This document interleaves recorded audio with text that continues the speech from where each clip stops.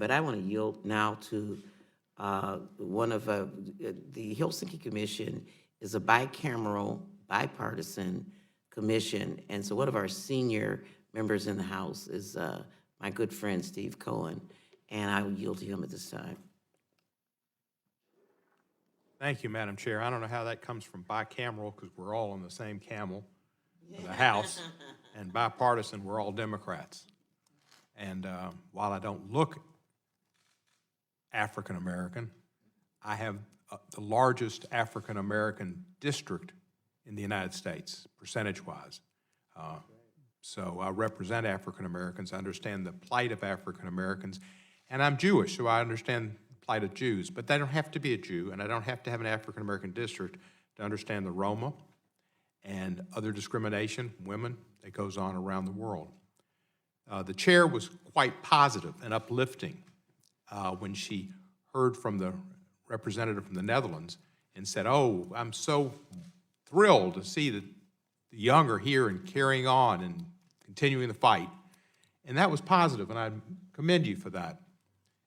I'm a little more droll than that, cynical maybe, but my thoughts were, it's still going on, and it's gone on since the start of mankind.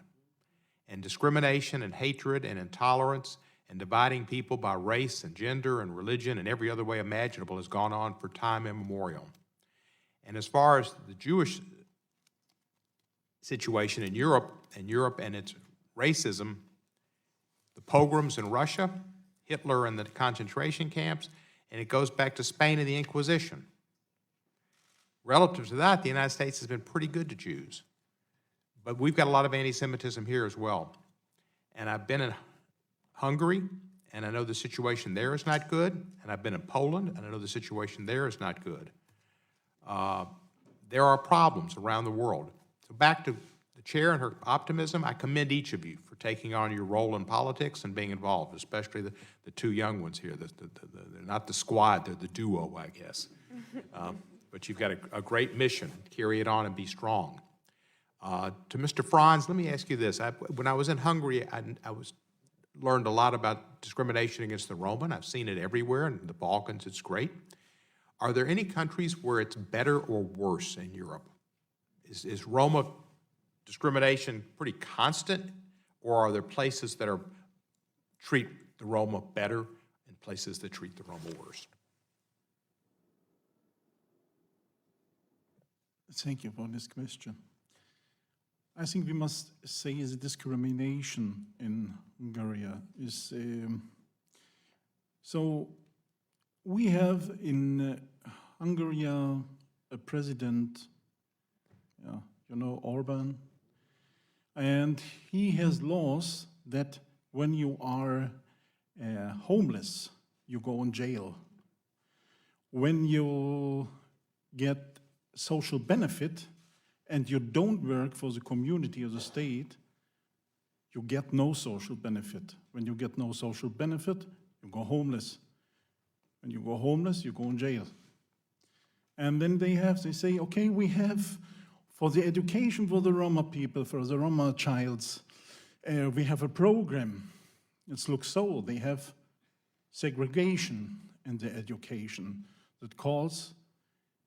In the past, they say the Roma childs are sick in their brain, and then they need special schools. And that calls, now they go to special schools, to Roma schools, and they are with 14, they leave the school, and they must work.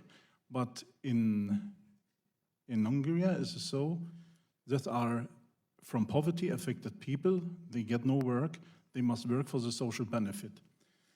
And then you find it's not 100%, but I say 90% maybe.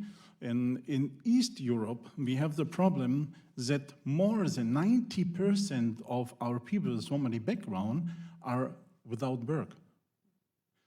And you have the problem not only in East Europe, in Germany too, when you're looking for an education place, for a profession or for a job, and you say you are a Sinto or a Sintica or Romni, then you have very less chance to take this job. It's really so. And, or you have the change to, also the chance to, wie sagt man, verstecken? To hide your ethnicity. Then you have a chance. And that's, Well, I understand there's a problem, and you've described it well, but are there certain countries that deal with it better and are more accepting and tolerant than others, and are they the worst? Give me the best two places for a Roma to live and have an opportunity, and the worst two.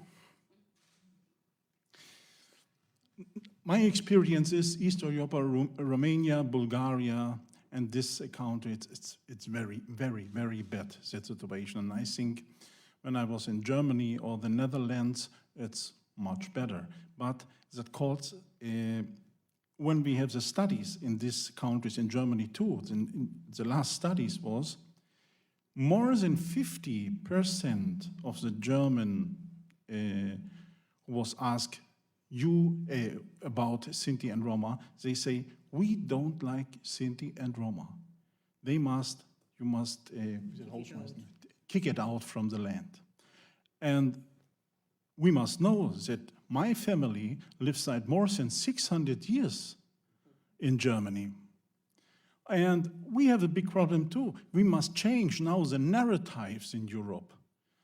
I have said this, that most people, or when we go to Europe in the policy, they speak from a Roma problem, Sinti problem, refugee problem, and I say, no, that's a mistake. We have no Roma, Sinti, or refugee or migrant problem. We have a racism problem in our policy and in the majority.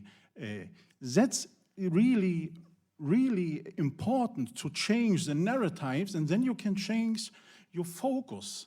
And all the strategies, what we had in the past, was paternalistic strategies.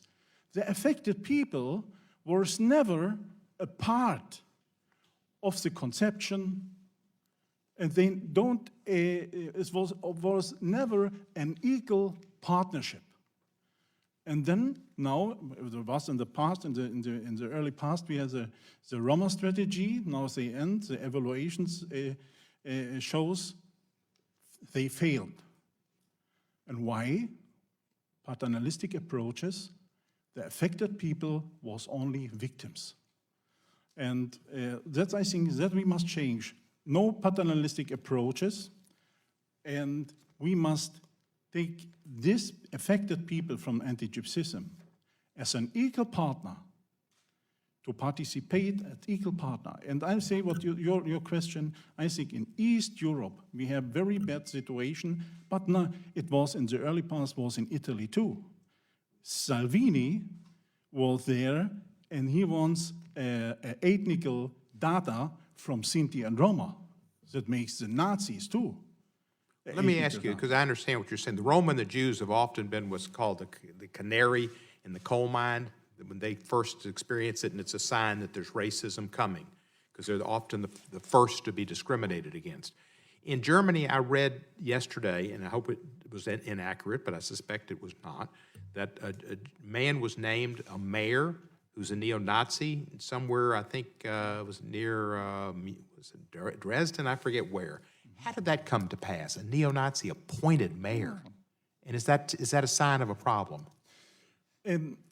This is in the country Hessen, called Hessen. It's in a little village. And they have the people on this little council was not there.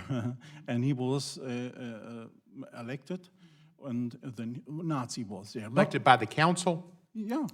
So it's just a small group of people. But now they see the media came and see that, and now they say, oh, we must take it from his place, and so now they want to do this. But that shows the problem what we have in Germany too. Now the last elections in Sachsen and Brandenburg shows that one party, the AfD, it's very far right, they have 27% from the people choose this AfD, 27%. And that's very makes me very scared about the situation in East Germany. Thank you. I think my time is probably short, but I do want to comment that I appreciate what each of you are doing. And I have to say, and maybe I am being, grouping people, and that's wrong to do, but I was thinking back upon my experiences in Europe. There are a lot of women have been elected leaders in Europe. Germany and I think Lithuania and other places we've had women leaders. America hadn't quite done it. And most of the awful people have been white males. You got our president, you got your man in Poland, you got your man in Hungary, you got your guy in Brazil, the man in Turkey's not so wonderful. We got a problem. So women, y'all got to get to work. Get some of those guys out of there. I yield back for balance. Thank you, Steve. You can see why he has a majority African American district, and he gets like 85% of the vote. So who, you know, and I asked him why, and he said because we know him.